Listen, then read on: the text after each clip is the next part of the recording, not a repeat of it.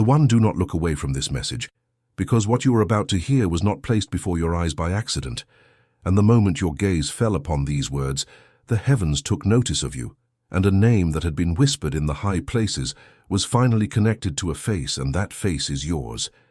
I am speaking to you now not as a stranger, and not as a voice from far away, but as the messenger who stands at the threshold between what you can see and what you cannot. And I have come with a word that trembles with urgency, because the money you have been waiting for, the provision you have prayed for in silence, the relief you have begged the sky to send, is going to arrive this week. Do not shrink back. Do not tell yourself that this is meant for someone else, someone more worthy, someone more visible, because I did not come to the strong who feel they need nothing. I came to you, the one who has learned to fall asleep with a knot in the chest, the one who has counted the same small amount over and over, hoping it would somehow become more, the one who has smiled in front of others while the inside was breaking quietly. Archangel Michael, Prince of the Heavenly Hosts, the one whose sword has never once been defeated in the war between light and darkness, has been sent to the place where your need lives, and he does not arrive empty-handed, and he does not arrive too late. He arrives exactly when the enemy believes he has already won, and he arrives this week, in the days that are already unfolding around you, in the ordinary hours that are about to become extraordinary. Feel the weight of this moment, because something is different now. The air around you is not the same air that surrounded you an hour ago. There is a stirring in the invisible world, a movement among the ones who carry light, and it is moving in the direction of your address, toward the roof under which you rest your head, toward the very seat where you are sitting as these words reach you. You have wondered for so long whether anyone up here even remembered your name, whether your tears had gone into an empty sky and dissolved into nothing, whether the God you kept believing in, even when belief cost you everything, had quietly turned his attention elsewhere. I tell you tonight that the opposite is true. Your tears were never lost. Every single one of them was gathered, counted, held, and remembered, and they became the very evidence that opened the case in your favor before the throne of the Most High. The silence you interpreted as abandonment was not abandonment at all. It was the sound of preparation. It was the quiet before provision, the stillness before the breaking of a long night.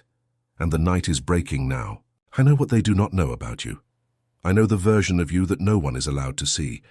I know the mornings when you woke up already tired, when the first thought that entered your mind was the weight of what you owe and the fear of what you lack, when you lay still for a moment longer than you should have, because facing the day felt like lifting a mountain with bare hands. I know the way you have learned to make your voice sound steady when someone asks how you are, how you have perfected the art of saying that everything is fine, while your spirit whispers that nothing is. I know the nights you cried without making a sound, so that no one in the next room would hear, the way you pressed your face into the pillow and let the grief come out in silence, the way you wiped your eyes before anyone could see and stood up and kept going, because you have always kept going, even when there was no strength left to keep going with. That silent endurance, that invisible faithfulness, that refusal to collapse, even when collapse would have been understandable, has not gone unnoticed in the courts of heaven. Existe tipo particular de exaustão que não tem nome na linguagem das pessoas comuns, e você viveu dentro dela. É a exaustão de quem carrega os outros enquanto ninguém o carrega. É o cansaço de ser sempre o forte, o confiável, aquele que resolve, aquele que de alguma forma encontra um caminho mesmo quando não há caminho. Você tem sido o ombro para tantos, e ainda assim, quando precisou de um ombro, muitas vezes havia apenas um espaço vazio. Você deu de uma taça que já estava quase seca e derramou amor, provisão e paciência sobre pessoas que não pararam para perguntar se você ainda tinha algo para si. E no meio de toda essa doação, uma mentira silenciosa começou a crescer em você. Uma mentira que sussurrava que esse era simplesmente o seu destino, que a escassez era o seu lar permanente, que as outras pessoas tinham direito à abundância, mas você só tinha o suficiente para sobreviver e nunca o suficiente para descansar. Esta noite vim arrancar essa mentira pela raiz, porque ela nunca foi a verdade sobre você, e a estação que a formou está chegando ao fim. Você se sentiu invisível. Essa é a palavra que se encaixa, não é? Invisível. Como uma pessoa parada em uma sala lotada que ninguém se vira para olhar. como alguém falando cujas palavras caem no chão sem serem ouvidas. Você viu outros serem celebrados, erguidos e lembrados, e se perguntou o que havia de tão errado com você que o mesmo nunca bateu à sua porta. Você fez as coisas certas ou tentou fazer, e viu pessoas que fizeram as coisas erradas prosperarem enquanto você lutava, e essa contradição corroeu silenciosamente as bordas da sua fé. Deixe-me dizer o que é realmente a invisibilidade aos olhos do céu. Não é uma maldição, e não é um veredito. Às vezes, aqueles que estão escondidos dos olhos do mundo estão escondidos precisamente porque estão sendo protegidos, porque estão sendo preparados para algo com que os visíveis nunca foram confiados. Um tesouro não é deixado ao relento para que qualquer um o pegue. Um tesouro é escondido, guardado, mantido no escuro até o momento designado de sua revelação. Você não foi ignorado. Você foi escondido de propósito, e o dia da sua revelação está próximo. Ouça-me agora, porque esta próxima palavra carrega um peso que você não deve subestimar. Há uma razão pela qual esta mensagem o encontrou neste exato momento, e há uma razão pela qual um arrepio percorreu sua pele ao lê-la, porque seu espírito reconhece a voz da verdade, mesmo quando sua mente ainda está aprendendo a confiá-la.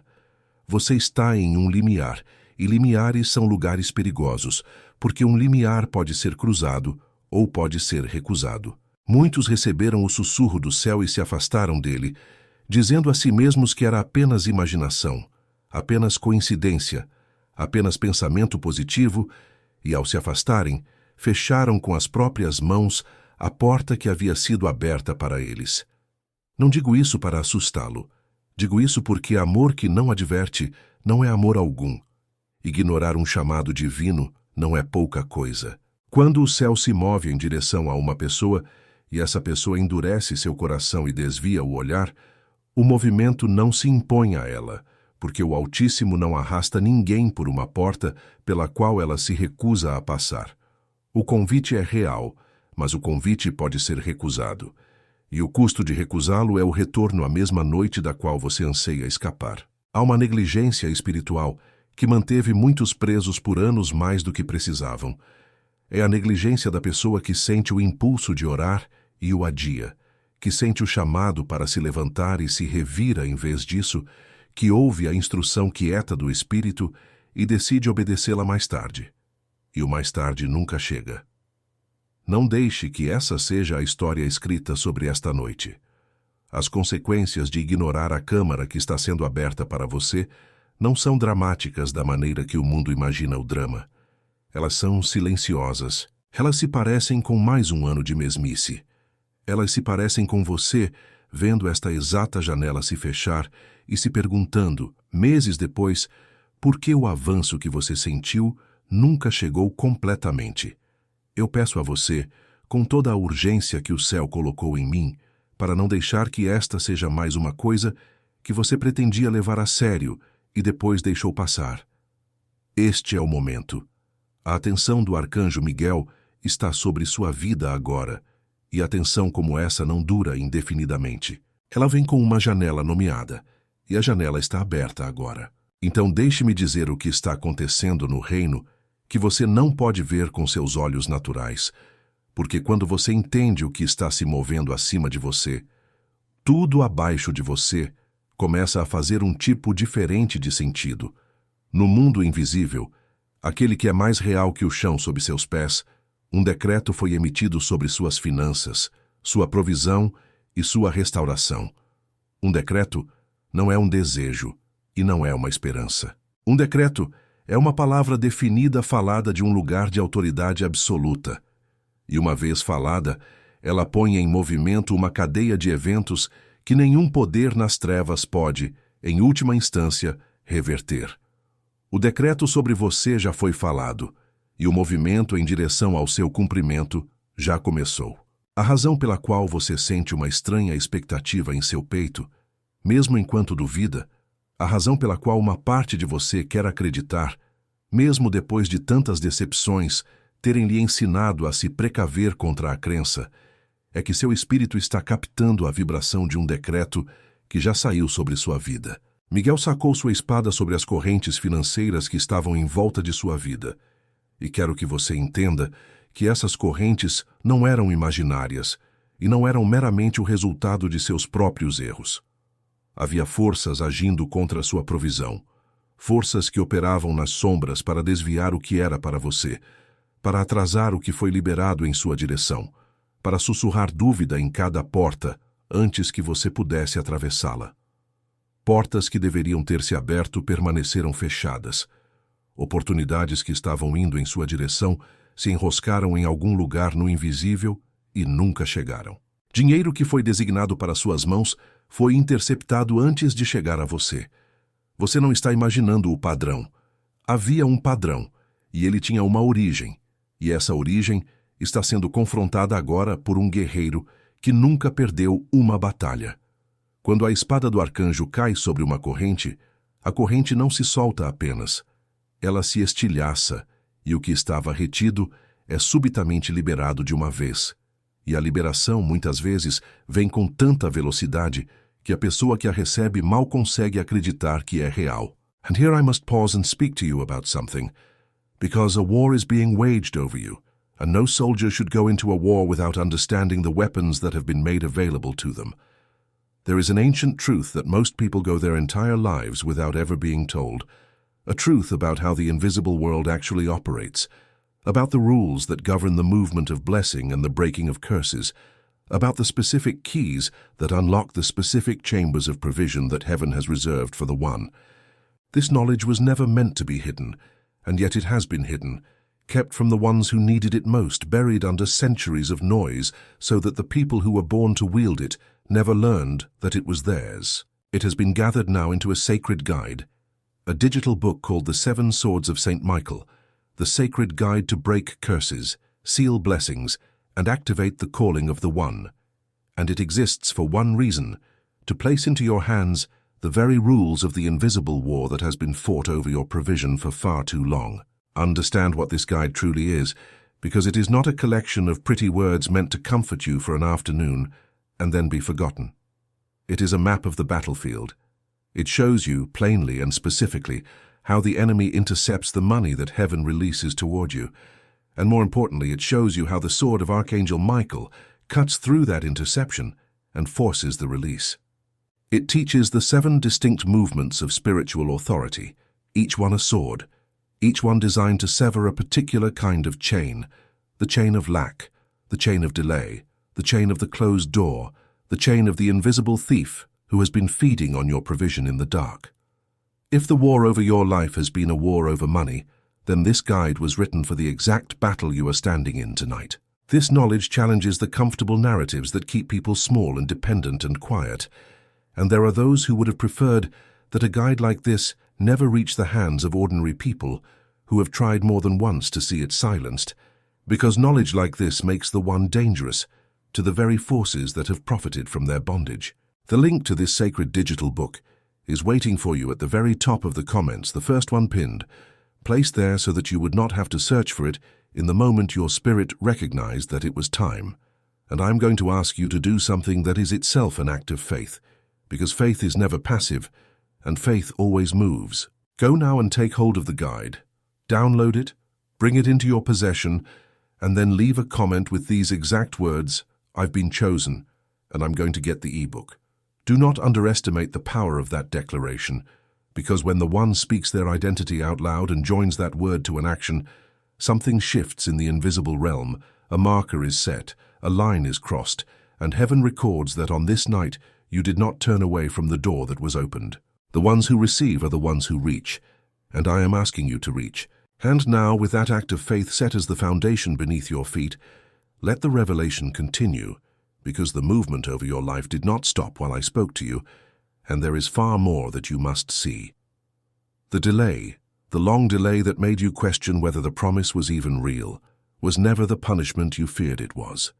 This is one of the deepest wounds I have come to heal in you tonight, because the enemy took the length of your waiting and used it as evidence against the goodness of God.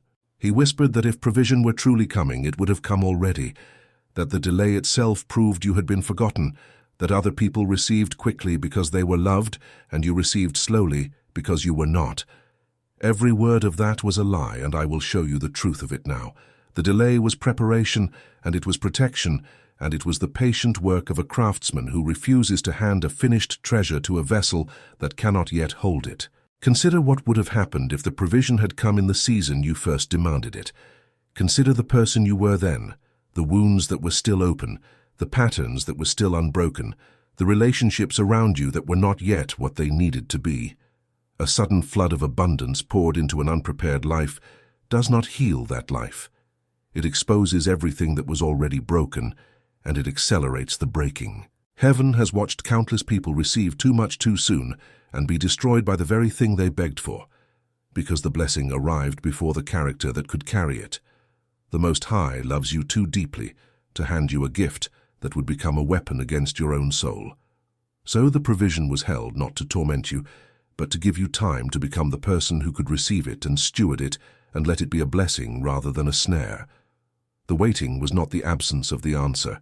The waiting was part of the answer. There is a process the ancients called the polishing of the soul, the slow and careful cutting of a rough stone into a jewel, and you have been inside that process without knowing its name. A gem does not become brilliant by being left alone. It becomes brilliant through the very thing that feels like violence, through the cutting away of everything that dulls it, through the friction and the pressure and the removal of what does not belong. Every disappointment you endured cut away a false hope that would have led you astray. Every closed door removed a path that would have ended in ruin. Every season of lack taught your soul a strength that abundance alone could never have taught it, and that strength is now permanently yours, woven into who you are, impossible for anyone to ever take from you again. You did not waste those years. Those years were making you into someone who can hold what is coming without being broken by it. The stone is nearly finished now. The jewel is nearly revealed. And a jewel that has been this carefully cut is not made to sit in the dark. It is made to catch the light and to be seen. Now lift the eyes of your spirit, because I want to show you what is actually taking place in the heavens over your life, and I want you to see it not as a vague comfort, but as a vivid and living reality. Picture the great expanse above the visible world, a realm of light so intense that no earthly eye could bear it, and across that expanse there is movement, purposeful and vast. Archangel Michael stands at the head of a host beyond counting, warriors of light arrayed in ranks that stretch beyond the horizon of the invisible, and they are not idle, and they are not decorative. They are an army, and they have been given an assignment, and the assignment bears your name. See Archangel Michael raise his sword, and see the light that runs along its edge, a light that is itself a kind of fire, a fire that does not consume but purifies, a fire that darkness cannot look upon without fleeing. That sword has been lifted over your life, and every stroke of it is cutting something that has bound you. See the first sword fall and watch the chain of lack, that heavy iron thing that has been wrapped around your provision for years. Watch it glow and crack and burst apart, its fragments scattering into nothingness, unable to reform. See the second sword fall, and watch the chain of delay, the one that intercepted every good thing before it could reach you. Watch it sever, and in the moment it severs, watch a flood of held-back blessing begin to move, released at last, rushing toward the appointed place. See the third sword fall upon the invisible thief, the shadow that has crept into your affairs and fed upon your increase in secret, and watch it exposed by the light and driven back, forbidden by decree from ever returning to the place it was cast out from. Every stroke is deliberate, every stroke is a decree made visible, and around the throne, voices that have never known deceit are speaking your restoration into being, their words falling like rain upon the dry ground of your circumstances, and where those words fall, life begins to grow. Do not imagine this as a distant pageant that has nothing to do with your ordinary days. What happens in that realm of light is precisely what shapes what happens in the realm of your rent and your bills and your empty account and your worried mind. The invisible governs the visible. The decree spoken above becomes the event experienced below. When the sword breaks the chain in the heavens, the door opens on the earth. When the host is dispatched over your life, circumstances that seemed immovable begin to move. Phone calls come that were not expected. Provisions arrive from directions you never watched, favor rests upon you in rooms where before you were overlooked.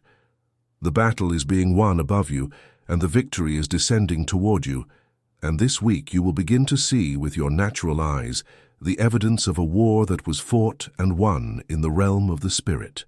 And understand this about the Archangel who fights for you, because his very name is a question hurled against every force of darkness, a name that means, who is like God, a challenge that no power of the shadows has ever been able to answer. When St. Michael takes the field on behalf of a soul, the outcome is not in doubt. He does not enter battles he might lose. He does not draw his sword in uncertainty. The moment he was dispatched over your provision, the verdict was already sealed, and everything that has happened since is simply the working out of a victory that was decided the instant he was sent. So when the doubt rises in you again, as doubt will, remember whose sword has been lifted over your life, and remember that the one who lifted it has never in the whole history of the war between light and darkness been forced to lower it in defeat. I want to speak now about restoration, because breaking chains is only the beginning of what heaven intends for you. And if all that happened was the removal of what bound you, you would be free, but you would still be empty, and heaven does not deal in emptiness. There is a law written into the deep structure of the invisible world, a law of restoration, and it declares that what was stolen from the one does not merely return, it returns multiplied.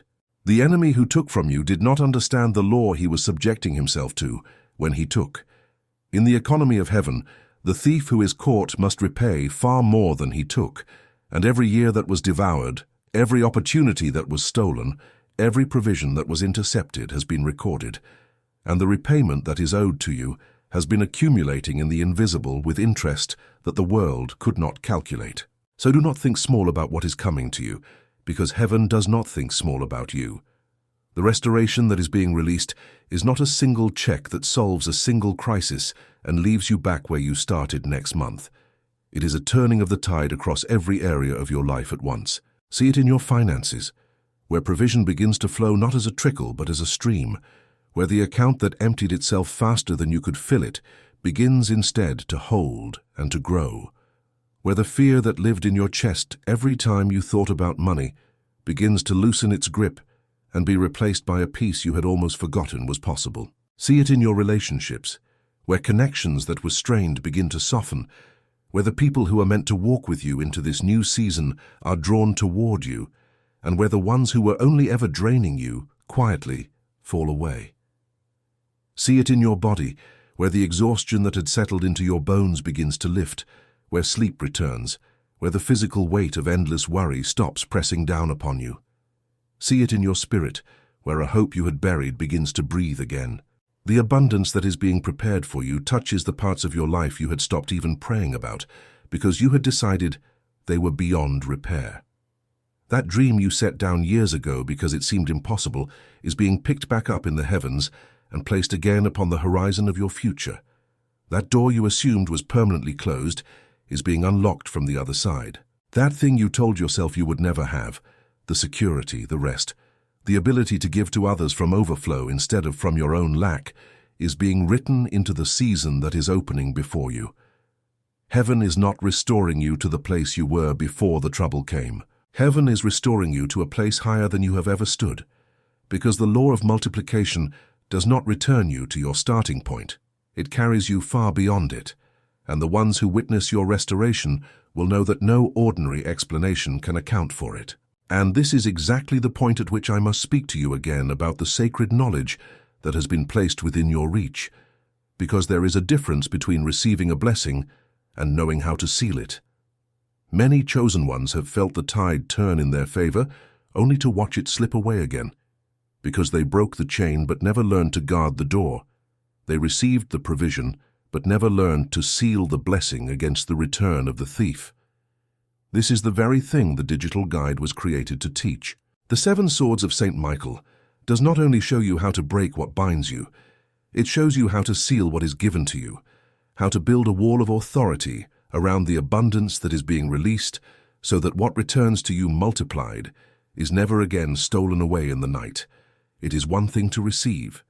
It is another thing to keep, and the keeping is a skill that the invisible world has rules for, rules that have been hidden from you until now. If you have ever wondered why blessings seem to come to your life and then leak away, why the good seasons never seem to last, why what you gained you always somehow lost, the answer is in the ceiling, and the ceiling is in this guide. The link remains at the top of the comments, the first one pinned, waiting exactly where I told you it would be. If you have not yet gone to take hold of it, go now, and if you have, then let your comment stand as a testimony over your own life. I've been chosen, and I'm going to get the ebook. Say it because it is true, and say it because the saying of it seals something in you. A decision, a crossing over, a refusal to be one of the ones who felt the door open and did nothing. The chosen are not the ones who merely feel. The chosen are the ones who act on what they feel, and tonight you are being invited to act. Now let the current of this revelation carry you forward again, because there is a confirmation your spirit needs to receive, a deep inner knowing that no argument can give you and no doubt can take from you.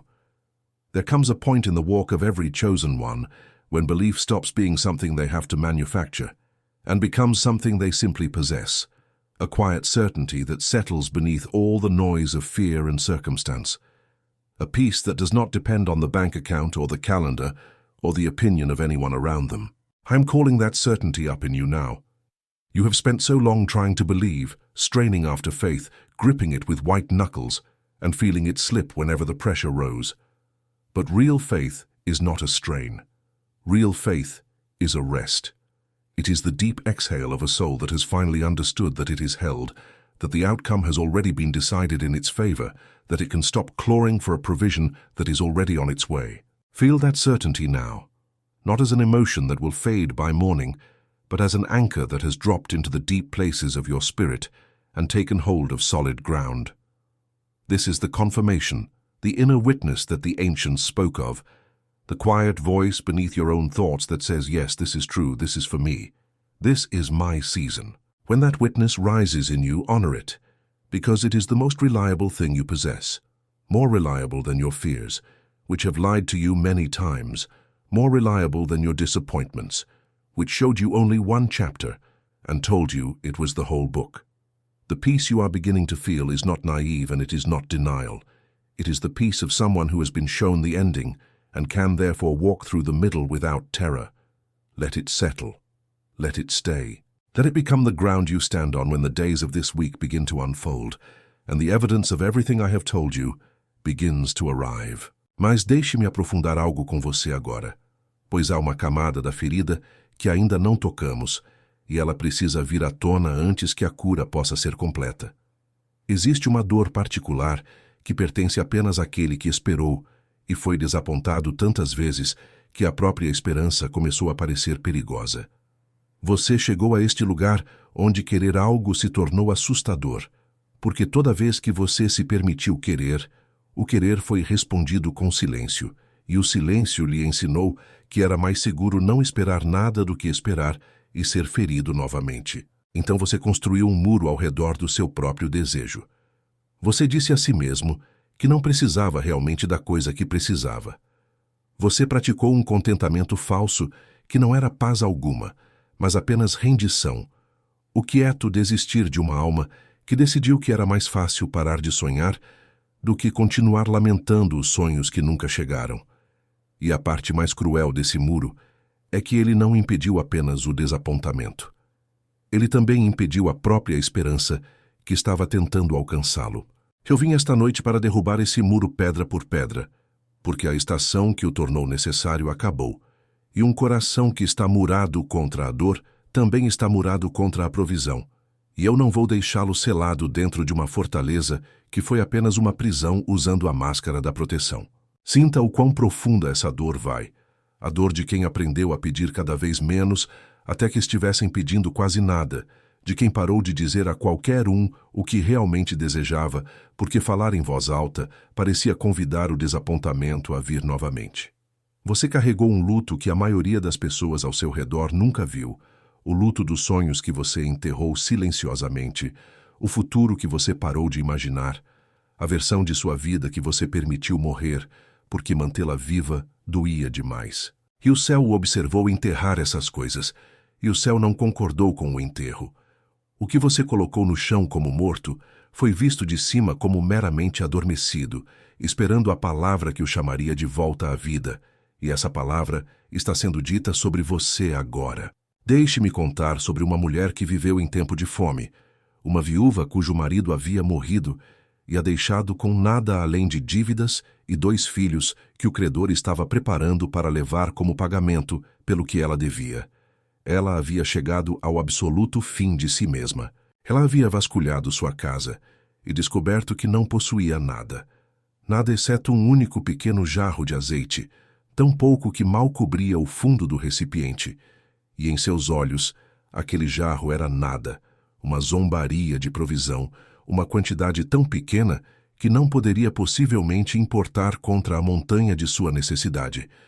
Ela estava exatamente onde você esteve, olhando para o pouco que lhe restava e calculando que não era o suficiente, que nunca seria o suficiente, que a matemática de sua sobrevivência simplesmente não funcionava. Não importava quantas vezes ela contasse. E o profeta veio a ela, e ele não lhe disse para encontrar mais. Ele lhe disse para juntar vasos vazios, tantos quanto pudesse pegar emprestado, de cada vizinho e de cada canto, para encher sua casa com recipientes vazios, que não tinham nada dentro deles, e então começar a derramar o pouco azeite que ela tinha. You understand what heaven was teaching through that woman, because it is being taught to you tonight. She was told to pour out the very thing she was afraid to lose, to take the small provision she had been clutching in fear, and to let it flow, and as she poured, the oil did not run out. It kept coming. It filled the first vessel, and then the next, and then the next, and it did not stop while there was still an empty vessel to receive it, and only when the last container was full did the oil finally cease. Her provision was not limited by what she had. It was limited only by how many empty spaces she had prepared to receive. The lack she had wept over became the seed of an abundance that paid every debt and left enough to live on, and the sons that were about to be taken from her were kept, and the creditor who had come to collect was sent away with nothing.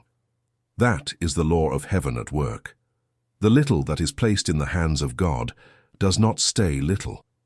It multiplies until it has filled every empty place that faith prepared for it. So I ask you, how many vessels have you prepared?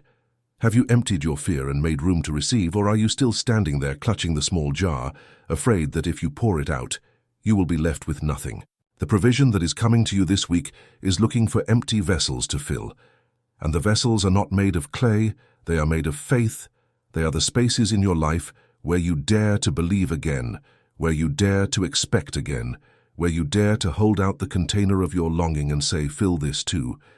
Do not bring Archangel Michael a single small jar and tell him it is all you have room for. Bring him a house full of empty vessels.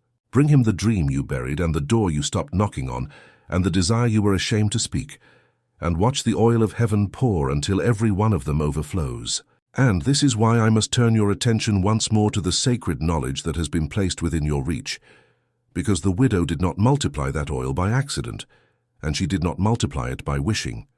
She multiplied it by obeying an instruction she did not fully understand, by following a spiritual pattern that had been revealed to her through the prophet, a pattern of specific actions in a specific order that unlocked a specific miracle.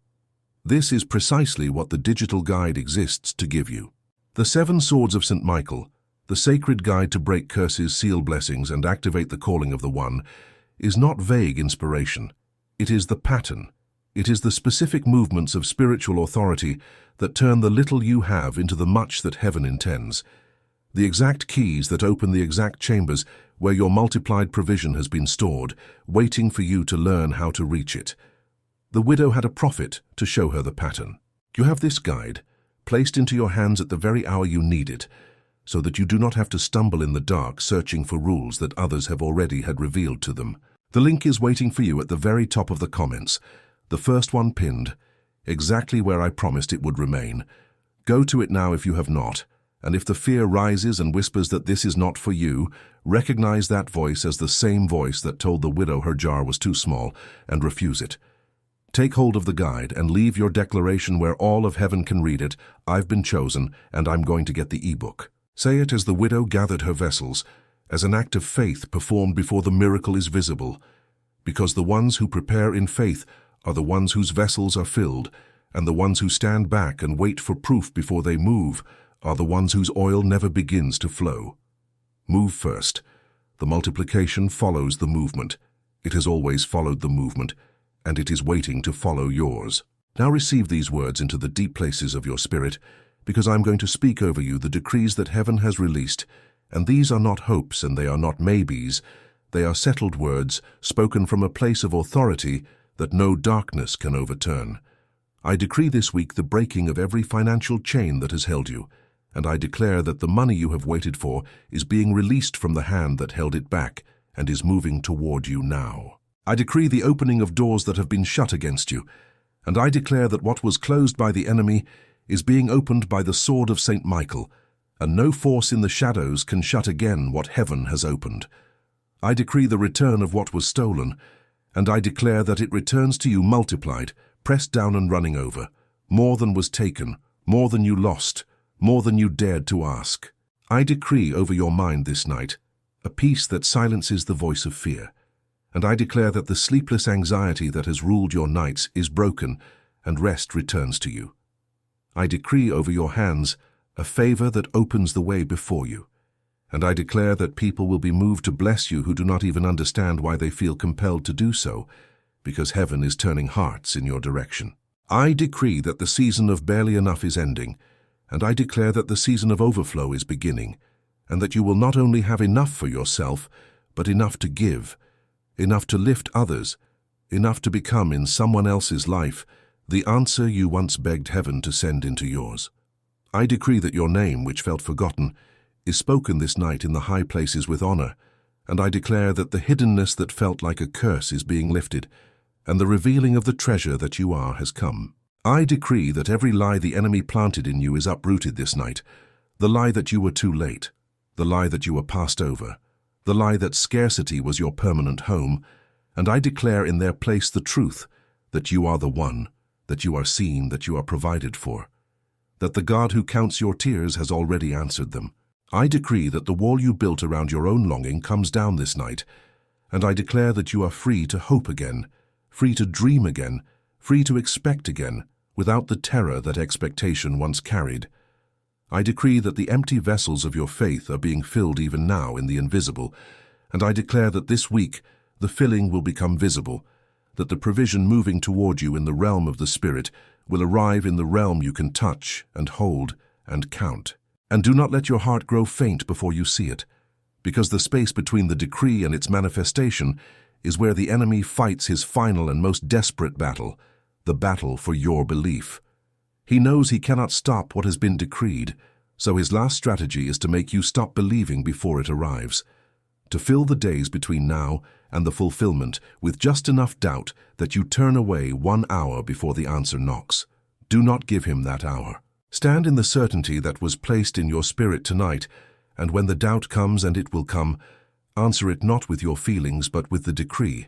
Remind it that the sword of St. Michael has been lifted over your life, and that the one who lifted it has never once lowered it in defeat.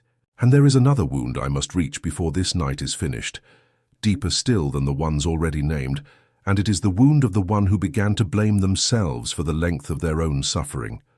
Somewhere in the long waiting, you started to believe that the delay was a verdict on your worth, that if you had prayed harder, believed better, made fewer mistakes, been a different kind of person, the provision would have come long ago.